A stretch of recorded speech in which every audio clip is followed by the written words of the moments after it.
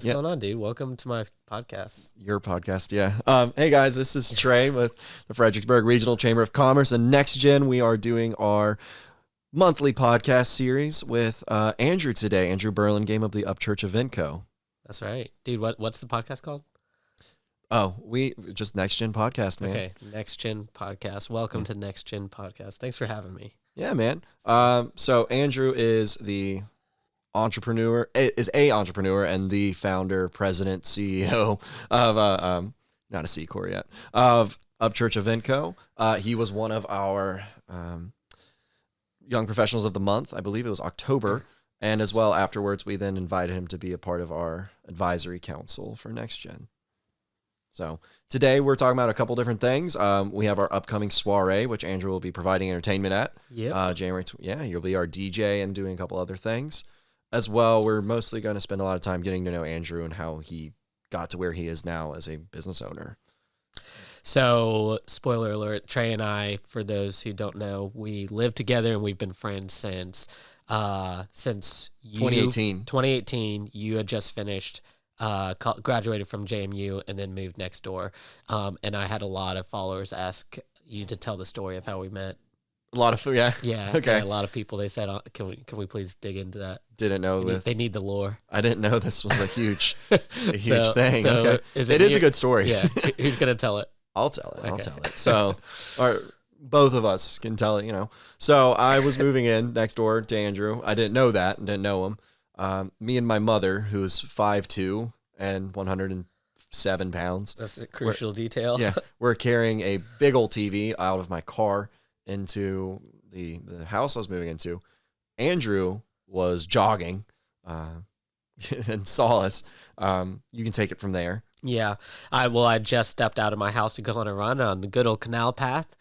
And then I started to run past and then I kind of felt bad because I saw the 105-pound woman struggling, right? It was a big TV. Yeah. Yeah. So it was a huge TV. I stopped. It was like a 70-inch. I said, "Hey, do you need any help?" And so then she said yes. And then we carry up the TV and then three flights of stairs, get to the top floor. And then what happened next?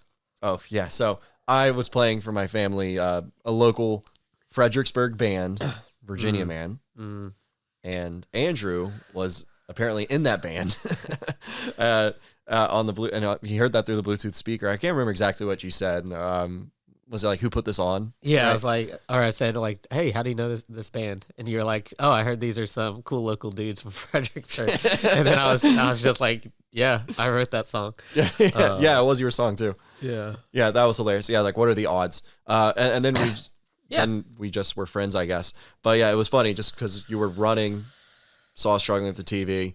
Of course, your band's on. We went up to fun stuff. And then we became friends and have known each other for about 6 years now, which is cool.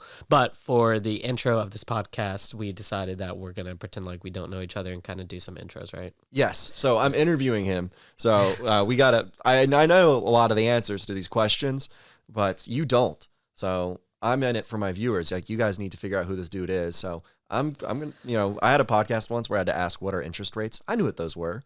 Sure. I'm not an idiot. I know what interest rates are. But I did want to ask a bank. Asking for a friend. Yeah, totally asking for a friend. Yeah. I do find that I'm going to guess that I will find out a lot about you that I didn't know through this podcast, though. Let's do it. I did say before we jump in, we got to do what's in the cup. So what's in that one right there? In my cup is water.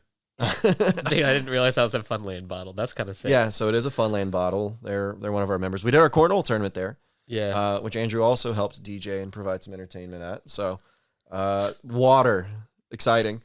What's in your cup, Andrew? This one right here is a pretty good mug. I'm a little bit ashamed, though, because I'm loyal to Acorn Pottery, who is a local business owner, and my small group leader, who makes better mugs. So I just didn't grab the right one. But inside the cup, I'm now into chai tea thanks to TikTok. I just found this guy that I love that shares life stories while he's making the tea, and it's just like really therapeutic. And I've just learned a lot. And That's then I cool. was like, you know what? I'm gonna learn how to make chai. Yeah. So, and I know it's not ASMR, but I've noticed after that big trend of ASMR in like 2018 or whatever. Yeah. Afterwards, there's a lot more videos that are very calming, similar to it. They're not Yeah. ASMR at all, but they have that like calming vibe to it. Yeah, they're Story just times. like follow me as I cook or clean and tell a story or talk about something. And yeah, it's kind of cool. And you're the one that told me this, the trivia fact about chai tea and the linguistics behind it. How chai means tea. Yeah. Yeah. So you're just saying tea, but what language does it come from? I don't know. I was about to. I think it's from India, but chai. I don't know. I have no idea. Me neither. So if you're watching this podcast, comment below what language is chai in. But yeah, so if you're saying chai tea, you're just saying tea. Yeah. It's like Los Angeles Angels. Oh. Yep. I wish there was more in my cup. We're almost to the bottom. But. Yeah, and I wish I had something more exciting to share than water. So let's get to the bottom of you and the Upchurch Event Co. and how y'all started. And kind of your career. So you're one of our Young Professionals of the Month. We know there's a big story about that. We chose you because you're an entrepreneur. There are not a ton of young entrepreneurs in this area.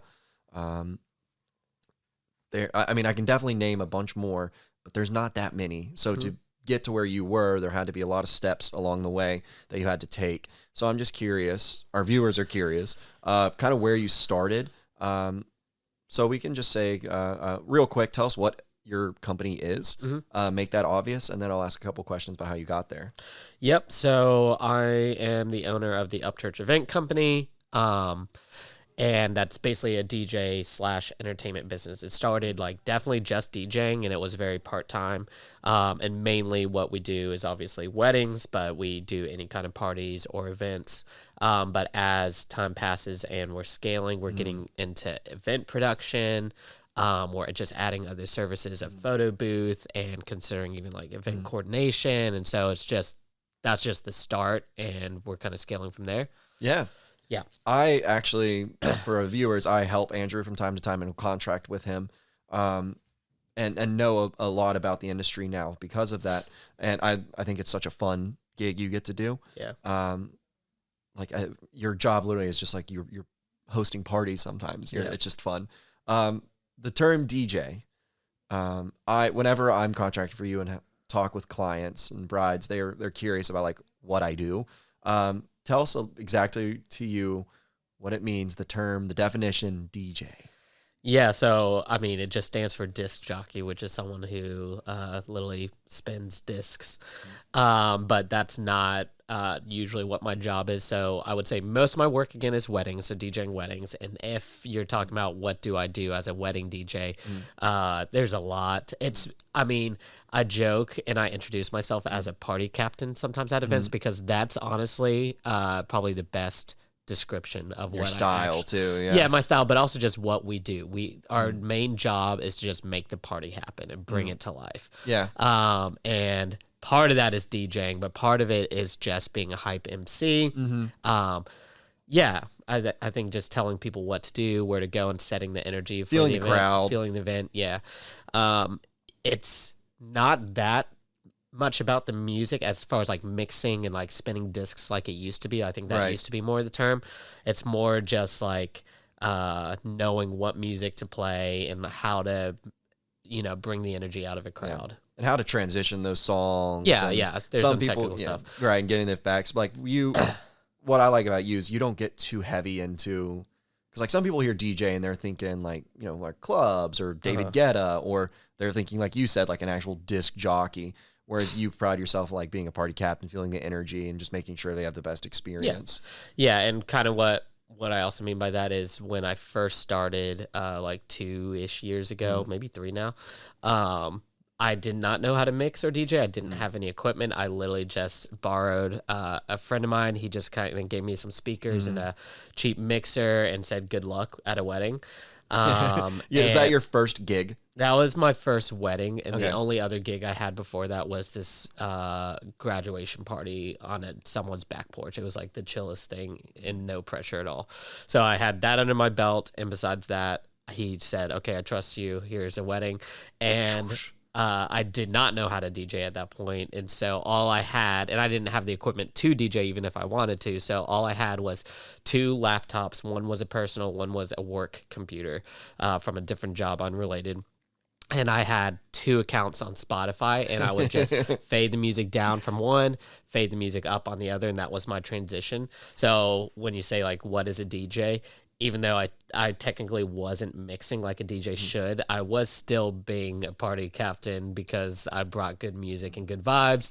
And the crowd had a good time, you know? Yeah, and I just faked it till I made it, and that event I got a 5-star review, Good. and a refer or a guest booked me to do their wedding about a year later. Wow. So I love that story just because after meeting DJs, like, that is such a roundabout way of playing music live.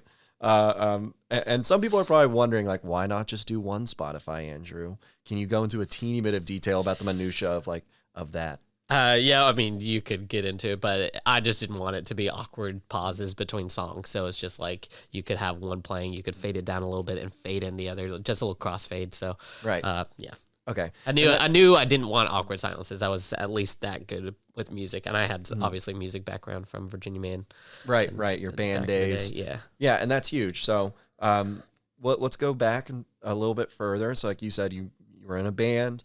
We're really curious about how you got to where you are now. Mm-hmm. You're out of college. You Yeah. find a job at Boosterthon first. Yeah, I guess we could go into the full job history. Yeah. But essentially, I was the kid growing up, and especially the college kid that had no idea what I wanted to do. I had like a lot of different interests, but not like one thing that I always envied people who were like, they knew from the get-go that they wanted to be a nurse, a doctor, military, a scientist, engineer, whatever.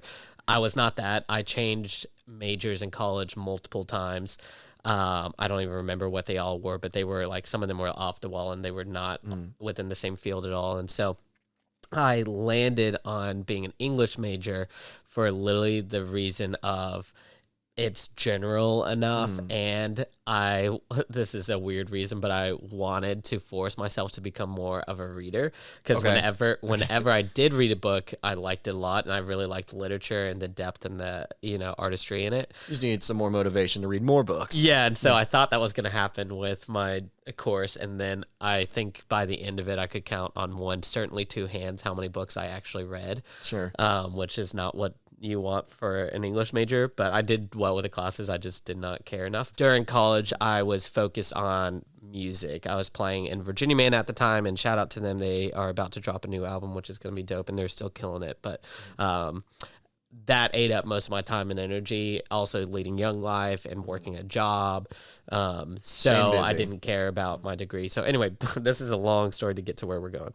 I was a kid who just didn't know what I wanted to do, and that applied when I graduated. I just tried different jobs. So Booster, I got into school fundraising, which also was my intro to kind of emceeing as well, because we did big events like pep rallies and fun runs, and I would MC those all the time. Yeah. A little bit of DJing, just like Spotify DJ as Right. well for those events, but nothing like actual disc jockey DJing. And then I dabbled with Young Life on staff in Fairfax, and then did not like that. Well, I did like it, but it wasn't the best job fit, and then became a teacher. And so I was a teacher for 3 years. And not English. What'd you teach? Yeah, math, which is interesting. And it was weird because it was just like a call from a random principal who had, a friend, an old coworker referred them to me. And so I ended up saying yes to that. And that was a good fit for the time. I really liked working with middle schoolers, which is not a thing you hear people say often, but They're fun. They fun. are fun. They got all the energy you need. One of the things I have as a person and as a DJ, and I guess in my personality, is just some chaotic energy. I love that. Sure. And so middle schoolers kind of, I don't know. Bring that out. It works well. Yeah. I also taught too for a while, and I always tell people like the difference between high school and middle school, and you can already guess mostly what to expect. Like high school as a teacher, I could have one of the best lesson plans of my life. Like I thought about it for an hour, did some writing, did some research, this and that.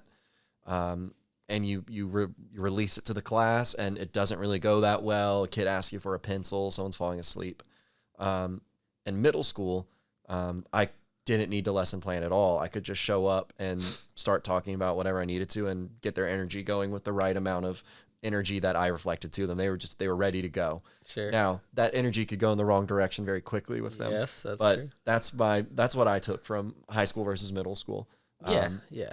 They're primed to be engaged. Yeah. However, it's sometimes that's good and sometimes that's bad, like you said. Yep. You got to utilize it correctly. Yeah. And obviously they're a lot of energy, a lot of emotion. Yep. But I found it really fun. Yeah. So I would say, I liked it a lot, but I'm still kind of weaving back to like how I ended up, quitting 3 years later and doing what I did. You could say the same thing. It was just an exhausting job, and I'm sure there are a lot of teachers in the community that will relate to that. And I feel like if you don't know you're called to it, and that's a weird language to use, but if you don't really feel like it's the perfect fit for you and something you're so passionate about, it's something where you can burn out really quick. And I think I didn't burn out that quick, and I probably could have stayed a lot longer if it wasn't for doing 2 jobs at the same time. So I definitely was a person who liked it enough that I could have been a longer-term teacher in the right world. But yeah, so I accidentally got into DJing. My friend reached out to me like the year before I started teaching with that first gig that I told you about, that first wedding. So I was doing very infrequent gigs when I started teaching, and I was not thinking about doing it full time by any means. It's just a little nice spare change. Yeah. And it like really scratched an itch of when I quit the band and not having... you'd left the band at that point. Yeah, I had a whole of artistry and like music and performance in me that band was, and creative expression and all that. So I really missed that, and DJing wasn't the same as playing guitar live or writing music but it gave me a live energy feel from a crowd. And there is a lot of musicality involved in mixing and picking the right songs and creating the vibe of the event. And so even though it wasn't good when I started, it was something that was within my wheelhouse and something that I liked doing and was growing and getting better at. So it was just very part-time. I was teaching, I was focusing on teaching, and then it just slowly got bigger. Like I just kept getting referrals from events. Eventually I was like I was doing like 30 weddings the next year, something for this other company. And then it came to a point of, okay, if I'm going to work this hard, should I just do it on my own, and would I make a lot more? So eventually got to that, and that was about 2 years ago that I had to make that decision. And I was really uncertain because it was nice that people were just handing me gigs. I didn't have to hustle. All I had to do was respond to text and say, yes, I'm open to that wedding. And then I'd show up. I didn't even have to have my own equipment. But that's awesome. Yeah, so it was really easy, and I was making like $600 per wedding, which at the time, especially on a teacher salary, seemed like a lot. But now, based on what I make, it's not much. It's nothing. Yeah. It's not definitely not enough for the actual owner of the company now. Yep. So then 2 years ago, I said, okay, I'm just going to start my own thing. And at that time, I wasn't cutting out these other partnerships. I was still saying yes to these other DJ companies offering me events. But I was like, okay, I'll also try to book my own in addition to the ones I'm already doing. And then within the year, it just grew a lot faster than I expected to. And then by, I guess, the beginning of this year, I have been doing only my own gigs. Right. And it's just gotten much bigger than I would have expected. We ended year 1, which was last year, with about $60K revenue. And again, while I was teaching, very part-time. While teaching, okay. And then this year, the first half of the year I was still teaching. So I went from January to whenever summer, so end of May or whenever teaching. And then from summer to this point, I've been full-time. So half of the year full-time. And we're doing over 200K this year, which is pretty sweet. Huge. But once How many gigs is that? We did 100 something this year. 100 something? Okay. 100 something, like 110. That's really impressive. I mean, what's just crazy about that is that's on average more than 2 a week. Yeah. The only reason it works is because it's not just me, which is nice. So part of the way I'm making revenue is booking myself, and I usually do that first until my schedule's full. But then that's where Trey again has done some events with us, and then Byron and a couple other guys and stuff. So I'm starting to book other DJs as well. That is a ton of gigs. I never Yeah. knew it was over 100. Yeah, over 100. I mean, 2 a week is just ridiculous. Most of them weddings, and then a lot of them aren't even in the books. Like anything small that's like in town, I don't even put them on the books. So it's probably more than like 130 or something like that. Yeah, and you had mentioned you do mostly weddings, and then you just said there's some other small town gigs. Outside of weddings, what are some other events you're working with? The chamber has been like community stuff has been really fun. So that's big. So corporate events, I don't know, nonprofit events have been really fun. You just did the I think it was through EDT with Fredericksburg, the tree lighting. Yeah, funny enough, I was just reflecting the other day of I was going through all my gigs of the year and just kind of going through the highlights, and that was one of my absolute favorites. But yeah, we did the tree lighting downtown at, what's that park called? Was it the one by the river? Riverfront. Yeah, I don't know why I couldn't think of that. But Riverfront Park, they just did the second annual tree lighting. And I think the first time it was there, but either way, it was a really cool event where I got to bring in my bigger system. And there were, I don't know, between 1,000, 2,000 people in and out of that park during that time. But that was so fun, just bringing Christmas vibes and cheer and emceeing that, as well as playing background music. And it, like you said, it's community, which I love. Like that's my favorite thing, especially as a chamber guy. And with NextGen, like we just want to bring people together that are community. It's all mostly local people, I'd imagine, we're at that event. Yeah. Like 99% of people all coming together in downtown. Like, yep, and amazing. It's so fun when you most weddings I do, they're total strangers, and I never see them or their people ever again. And most of them are in DC or Richmond or wherever the wedding is, not usually Fredericksburg. But a community event like that tree lighting was fun because, we saw people from trivia. I host trivia at Wild Hair on Thursday nights, and so we got to see them. We got to see the Darcys come through, who were like teacher friends. And so you just see so many people that you know and care about, and it's kind of just more fun engaging with them. And I don't know. Yeah, it's a different experience because, like you said, weddings, like most of the time you don't know anyone there except for the couple themselves. Which I know you always take great pride in getting to know them, their soundtrack and everything, but it's different because they're not all these people in the crowd. You don't know them. Yeah. So it's good to have those community events. Yep. On the other end of the spectrum, you had said there's some, there's weddings, there's the community events. What are some of the nicer events you've done or venues you've been to? I know you've mentioned some in DC. Yeah, I don't know how interesting of a topic that is based on my limited experience doing it, but we are definitely trying to get more into the luxury market in DC, but we've done, some of those 5-star hotels. I honestly don't know them off the top of my head. Okay. I mean, some in Richmond too. And, they're I like doing them a lot because, you make more for them. They are a lot harder. They're a lot more work. So you have to bring a crew and have more equipment. But yeah, they pay well. But also I've just noticed that when you make people dress up and treat an event like it's an event that matters, not that lower budget things don't matter, but when guests have that mindset going into it, they are going to party like no other. No one leaves early at a black tie event, or very few, unless you absolutely have to. But usually the party goes all night and people come to really drink, which is, again, you don't have to do that either. But they just go hard. That's the experience. And if you spent time to get dressed, you're going to spend time at the event. Yeah, people just treat it differently for whatever reason. They kind of have this idea of like, oh, you paid hundreds of dollars for me to be invited and to come, so I'm not going to, I'm going to dress right, I'm going to party, I'm going to celebrate. And so I think there's a different mentality. Yeah, absolutely. Well, with it being, you were saying those events are like harder, and I know like all events are going to have some difficulty to it, but looking at the business side, I know your business operates a lot differently than most small businesses. Like you're a company of one essentially, but what are the biggest challenges that you felt running a business?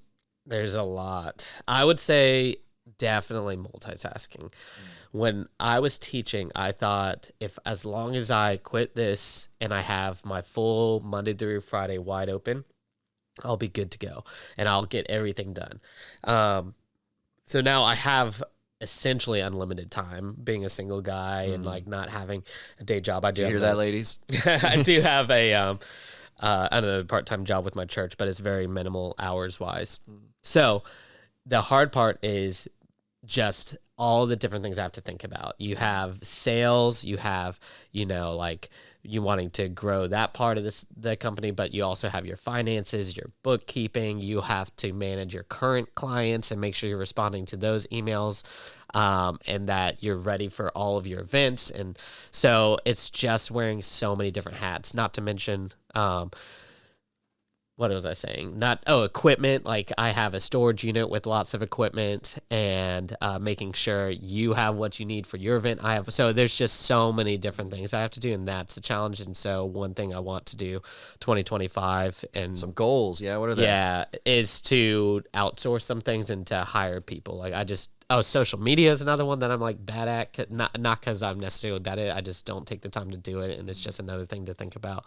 So that's, in a nutshell, that's the hardest. Gotcha. So your goal going forward is, one, multitask better, but two, you said just hire some people. Yeah, to outsource things, and I want to free myself up to focus on the things I really want to focus on, which, and I should really define what those are, but I think sales is something that I'm good at. I mean, it seems like you have no problem if you have 100 gigs a year. It doesn't seem like you need more of that, but you need some help on the back end. The back end, yeah, I definitely don't like keeping up with all my emails. That's tough, but yeah, we'll see. I don't know yet. I just want to do less, have more headspace, and focus on doing good events. And well, I mean, me knowing you personally, like, when was the last Saturday you even had off? I'm sure it would be nice to have one back. This coming Saturday, I think, which is going to be crazy, but that's only because I have a Friday and a Sunday. But yes, usually, so you're one Saturday off. You work Friday and Sunday. No, I honestly don't remember the last Saturday. It probably would have been July. It would have been, but even then, I had a busier July than I expected. So yeah, Saturdays are gone. That's part of Saturdays are gone. That's part of the thing. I guess so. Well, yeah. No, who needs Saturdays? Yeah. Everyone's relaxing or partying. You can make money. Good for you. I love the conversation kind of about the community, because I feel like that's where you and I have overlap with our jobs. I'm passionate about, the local events and giving back, like the tree lighting and some other ones we do. And that's obviously what you do at the chamber and NextGen. So I'm just curious how you see, because your job is to what? Tell me if I get this right. For NextGen, your job is to kind of foster a young adult, young professional environment to be thriving in Fredericksburg, because right now, or prior in the past years, it's kind of just felt like the community of young professionals hasn't been there, or at least it's not connected. Like, there are young people, but we don't go out enough. We don't connect to each other enough. We don't do business together enough. So your job and goal is to kind of bring them together and make it more thriving. Am I right? With NextGen, correct. That's very spot on. There's a bit more, of course, that you can always share, but no, a large goal of NextGen is that we've done some demographics, some surveying, some studies all about this region. As you know, like, it's not just Fredericksburg. We're surrounded by these counties that are quite populated. If you look at our overall population of this of the zip codes, it's PD 16. We are not bigger than Richmond by any means, but we are not that much smaller. I think it's by like 20% smaller. So like, we're really. Are you counting the counties around Richmond and the counties around Fredericksburg? Yes. So like, it's really not that drastically different. It's just we're a lot more spread out, and age-wise, demographically, we're a bit older. And we have found that a lot of our young professionals are commuting north to DC, and sometimes even commuting to Richmond. So it's been, like you said, like, a lot of them are just not coming out. Like, we exist, we just don't know each other super well. Yeah. And that's where NextGen comes in. So we're doing a lot of events, one, to connect these people, but also to kind of grow together and give them opportunities, such as, like, you're on the advisory council now, giving you that opportunity to have some leadership in the community, helping us schedule a soiree, helping us with entertainment as well, of course. But, we have speakers every so often too. We heard from Kevin Breen this year about him starting his business, which was a really cool story, by the way. We'll have to podcast with him one day. So there's a lot that we're trying to accomplish, and right now it's all kind of set on our soiree coming up. Yeah, I want to ask about that in a second. Dude, I'm going to interview you now. This is great. Tables have turned. The tables have turned. You can do that. You can ask me questions. Yeah, I have them right here. So let me get my I've water. This. I just you've written them down? Yeah, dude. That's why do you think my laptop's here? Okay, so we've both lived in Fredericksburg for a long time. You moved in 2018, and I've been here since college. I went to Mary Wash and graduated in 2017, so I've been here since before that. I remember when you first moved to Fredericksburg, you felt like it was hard to find a young adult community, right? And it didn't feel as exciting and like there was enough going on. And correct me if I'm wrong about any of that. Part of that, I'm sure you were just newer to town as well. But I've personally feel like it's changed in the past 6 years. How have you noticed Fredericksburg changing from 2018 to now? Yeah. Oh, that's a really good point. It definitely has. Yeah. It is 100% more lively downtown and around the area. I think there's a lot more going on. There's more events. And I felt like that too, but I've always just wondered if that's my perception because I've just been more involved in the past year since I have more free time, and living with you has made me more social and connected than other people I've lived with. So you think that's definitely true, not just our it's experience? definitely true. Okay. Now, I'm always curious because I don't know what research there is to back that up and if it's just anecdotal, but I've definitely noticed there's a lot more to do than normal. I was just talking with some people at the Fred Nats, and they're just telling me about their schedule. Like, I have to do this on Thursday night, Friday night I have this, and then I have a gala. There's another networking event. There's a concert. And I'm like, seriously? And people say there's nothing to do in Fredericksburg. I wish there were more concerts. Yeah, we could use a bigger music scene. Someone needs to open a new venue and make it happen. But yes, the Fredericksburg Square is opening back up, I've been told. Oh, cool. Yeah. So either way, there's something has changed. I don't know exactly what it is. I think it's just natural economic growth. I don't want to say NextGen's changed anything. I'm trying my best to provide those circles to people. But no, there's definitely a big change. Yeah, I feel like the ones I've noticed are like there's definitely more places downtown that are like cool hangout spots, right? So like Wild Hair is one that I go to a lot, but then the whole area where the publisher is, and even like Sedona, that whole strip was like, I don't know when all that blew up, but that was when I moved here. It wasn't even here. Yeah, and I only moved in 2018, and like from the ice cream shop, or Sedona, I guess. But after that's the ice cream shop, Blue Cow. From them all the way down to the publisher, that's all new developments. Yep. That parking garage, it's all in the past 6 years. We got Cheeky's, one of your favorite spots. Yeah. So there's Cheeky's. I think you're right. So there's more like, places to go, but on top of that, more events. Yeah, there's events popping up left and right. Like if you really, it's not like New York City where like every single day there's 12 different things to do. Yeah. Like there's that big trend of the celebrity lookalike meetups happening. Yeah. But that's never going to happen in Fredericksburg, I don't think. But never say never. Never say never. Yeah, forever is a long time. I think we are moving in that direction. Like there's stuff to do now. We have a lot of exciting businesses here. We have a lot of exciting people here. And a lot of them are young, and I think that demographic is slowly changing. Yeah, so I feel like that too because of my experience. But I do talk to some people who are either new to town sometimes or came from a bigger city. One of my last Hinge dates told me they were in that situation where they were like newer to town, and they had things to say of it isn't that vibrant and there's nothing to do, and it's hard to meet people my age or their age. And so what would you say to hearing that? Well, I would tell them moving to a new town is always going to kind of feel challenging. Yeah. You can get even a big city that does have a ton of stuff to do. You can get very much lost in that very quickly. I would say come out to one of your trivia nights. I'll introduce you to 12 people that will be your friend. But come out to just find some people. And I've always found that is one of the best ways to make friends is just kind of like group-based events. Yeah. One thing NextGen's going to push this year, a couple people, I don't know whose original idea it was, but I know Sophia has been really pushing it. NextGen Gives Back.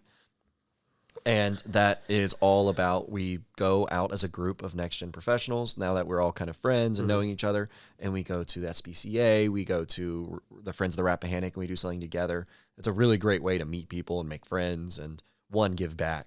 So I would say to anyone that's moving and your Hinge date, just to... We're not dating anymore. Oh, man.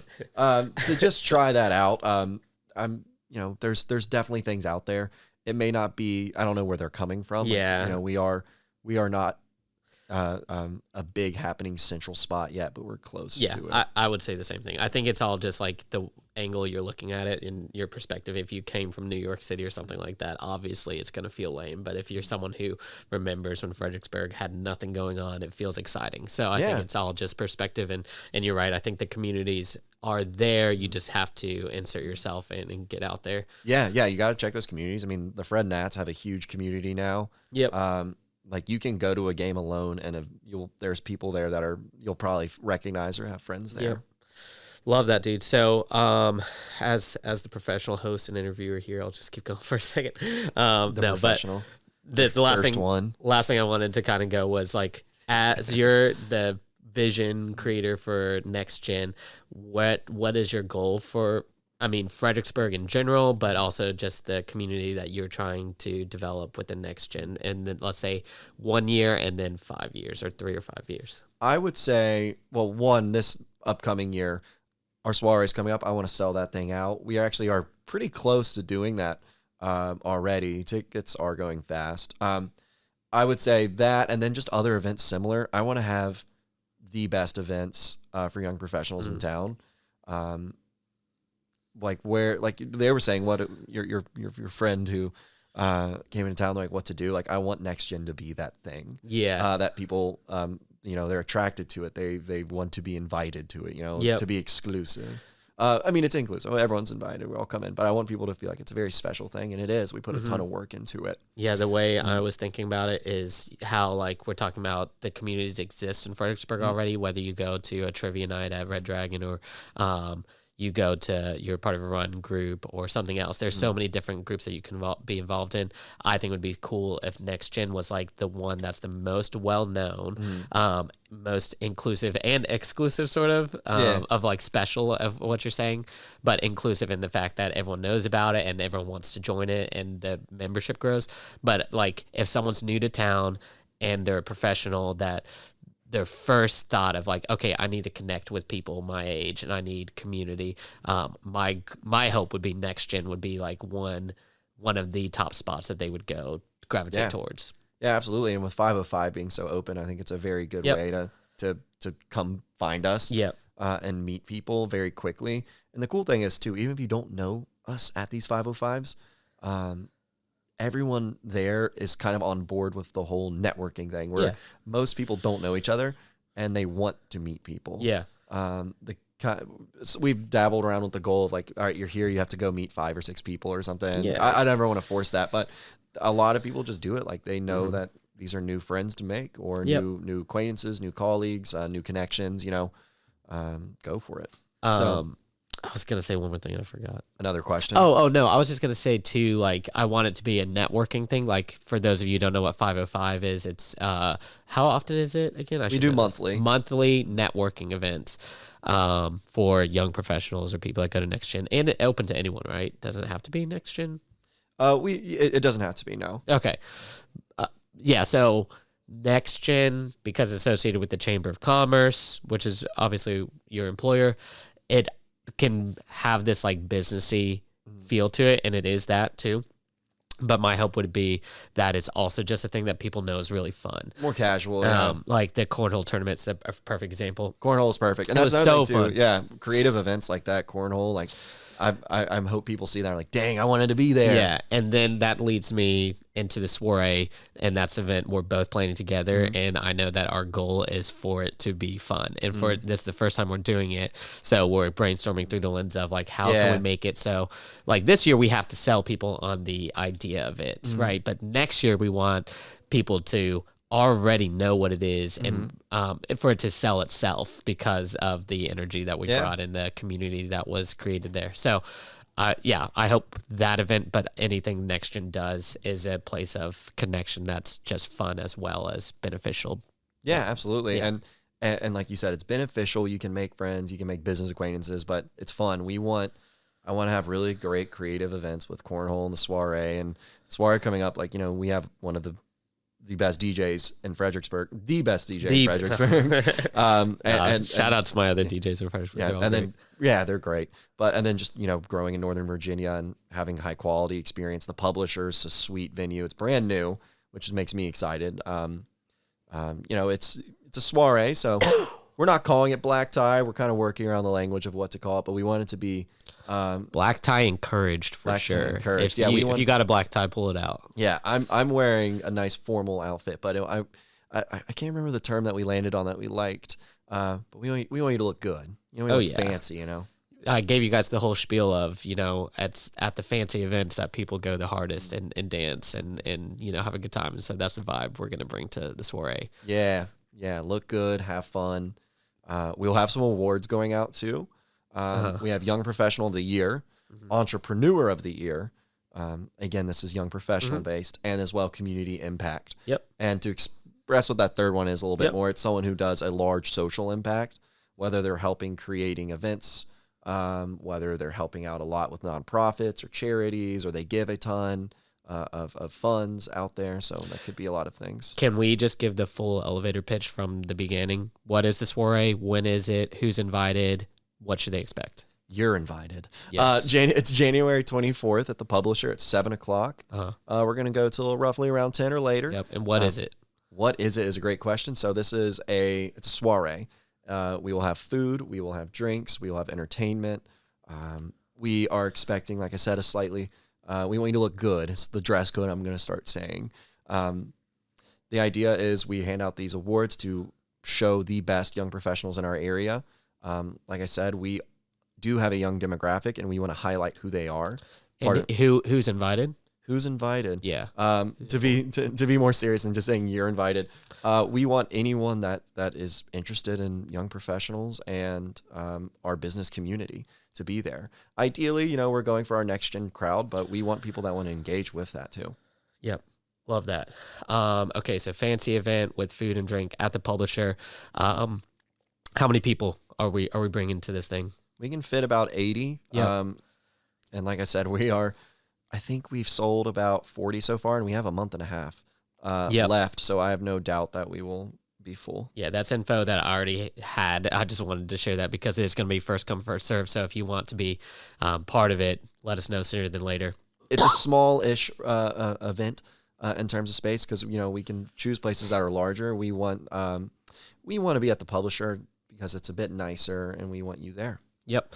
And then the last thing I'll just say is, as the DJ for the event, but also kind of on the board of planning it, our goal is, like we said, to make it fun. So we're brainstorming ideas of like small little mixers and games and different ways to do music and dancing, possibly with some, I don't know if this is going to happen yet, but like there's some ballroom dancing or something that'll be engaging and we'll get people involved. So stay tuned. That's not a promise, but we're thinking through ideas to make it a really... It is a promise that it's entertaining. Yes, but it's not a promise we're going to make you ballroom dance.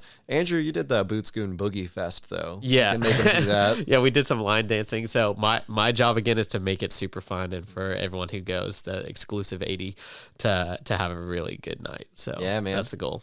Yeah. Well, we'll get wrapped up here, I guess. Thanks again for coming out. I have one more question. Oh, you have another? I have one more question. Is it an important one? Yeah, it's super important. Okay.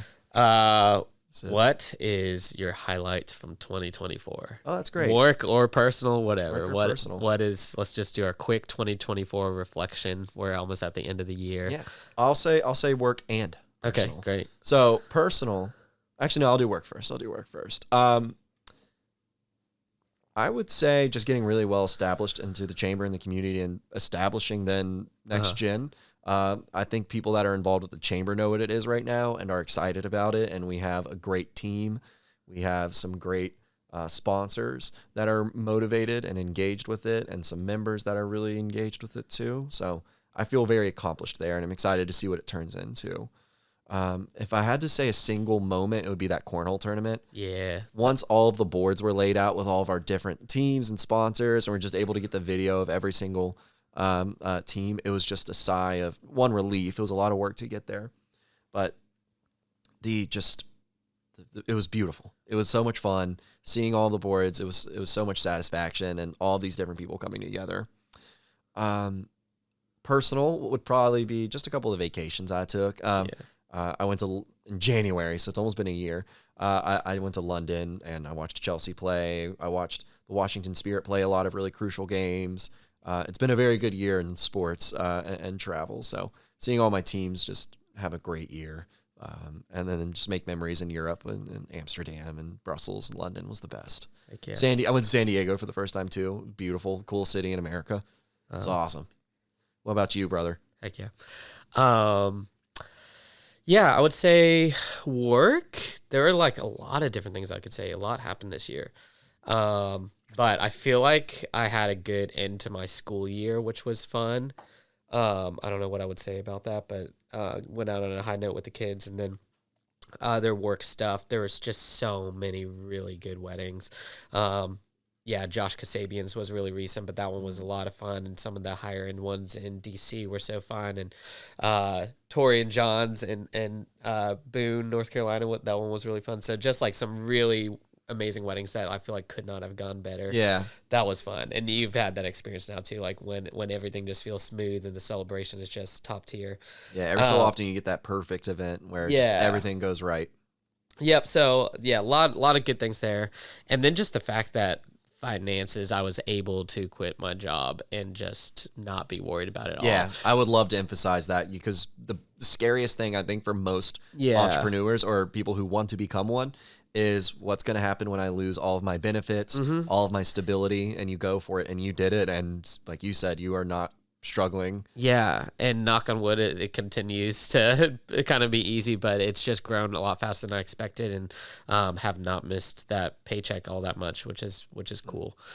So that's awesome. But I would say, yeah, my highlight of the year personally would be when I quit teaching. I just went on summer hard. Like I didn't do anything work related besides the few events that I had to manage. Just did nothing.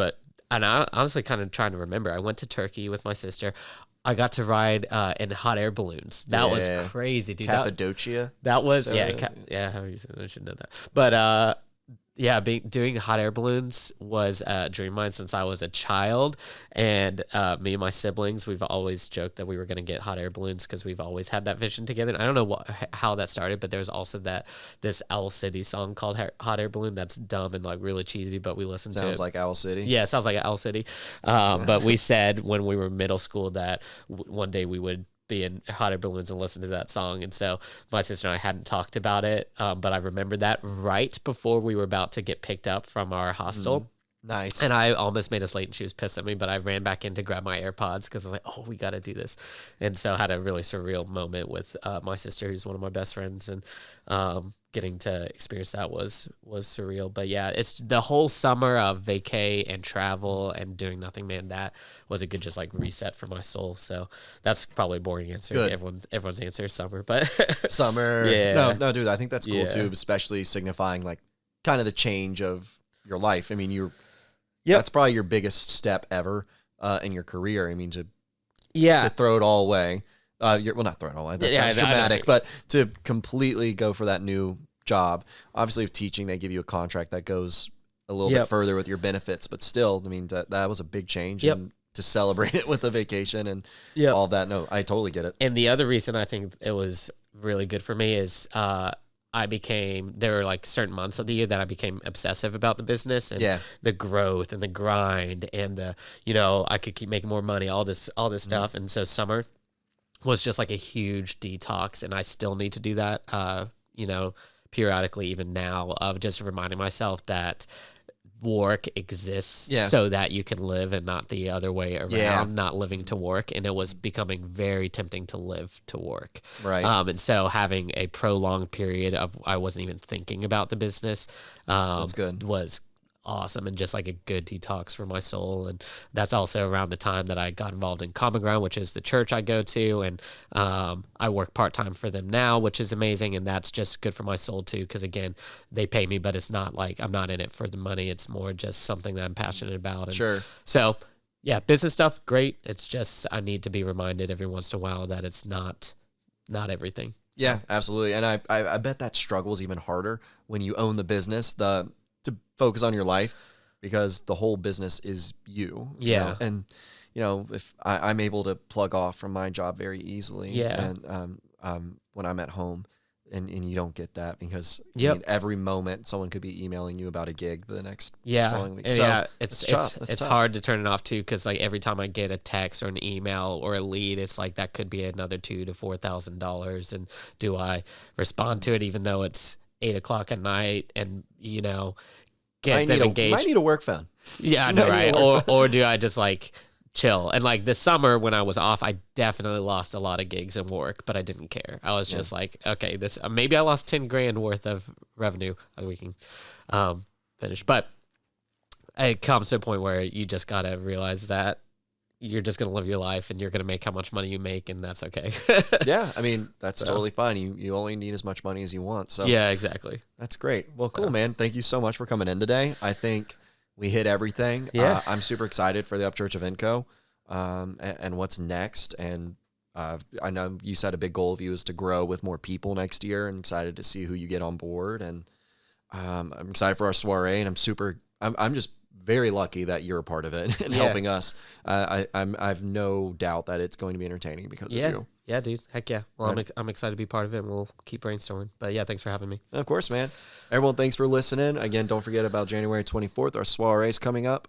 Thanks to all of our sponsors for NextGen. We got Community Title Network, Redco, Hub International, and Price and Rich Associates. They're all really great people and are all invested in NextGen. You can always reach out to me or Andrew. His socials and everything will be tagged in this. So make sure if you want to DJ any entertainment, you talk to him. All right. Take it easy, y'all.